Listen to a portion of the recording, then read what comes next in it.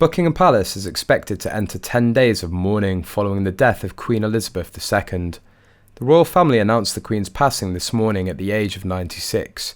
The Queen died peacefully at Balmoral this afternoon, an official statement from the palace read. The King and the Queen Consort will remain at Balmoral this evening and will return to London tomorrow. The newly appointed King Charles III is likely to return to London to meet with officials to sign off on the funeral plans, which will be held in 10 days' time. The funeral itself will be a grand affair, but her final resting place will be the King George VI Memorial Chapel at Windsor Castle. Even Wallis Simpson had the decency to not attend King George VI's funeral. Now that the inevitable has happened, do you think Rachel Ragland will keep away from the funeral? King George VI was the first monarch to be buried in the chapel, and Elizabeth's mother is also buried there. Princess Margaret, the first royal family member to be cremated, has her ashes buried there between her parents. Prince Philip, who passed away in April this year, was buried at the royal vaults at St George's Chapel, but will likely be moved to be buried beside the Queen. Before the burial, the Queen's coffins will travel through Scotland and England so mourners can pay their respects. The coffin will travel by road from Balmoral to the palace of Holyrood House. Then it will be taken to St Giles's Cathedral for a private service attended by the royal family.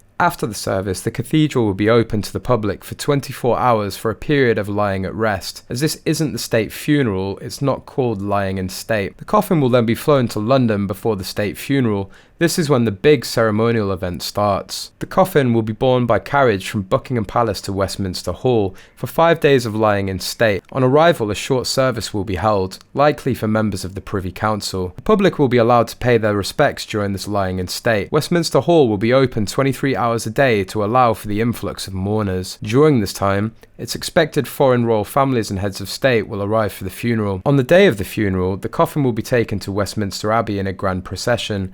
The service itself is expected to take an hour and there will be a nationwide 2-minute silence after. Harry arrived at Balmoral an hour and a half after it was announced that his grandmother, the Queen, had died at age 96. The Duke of Sussex had spent time in the UK in the last week, but it is not thought he made the journey to Balmoral to see his grandmother in the days before her death. It marks the end of a difficult chapter in the relationship between the Queen and her grandson and his wife Meghan Markle. Taking to their Archwell website, the couple cleared it of all content, leaving only a black home screen with a single message written in white. In loving memory of Her Majesty Queen Elizabeth II, 1926 to 2022, it read. The bitter family feud followed in the years after the couple chose to live in the US, with Harry remaining at war with brother and father he once held so dear. The couple have also presented an apparent resistance at visiting the UK, citing security concerns, although they did manage to see the Queen at least twice this year.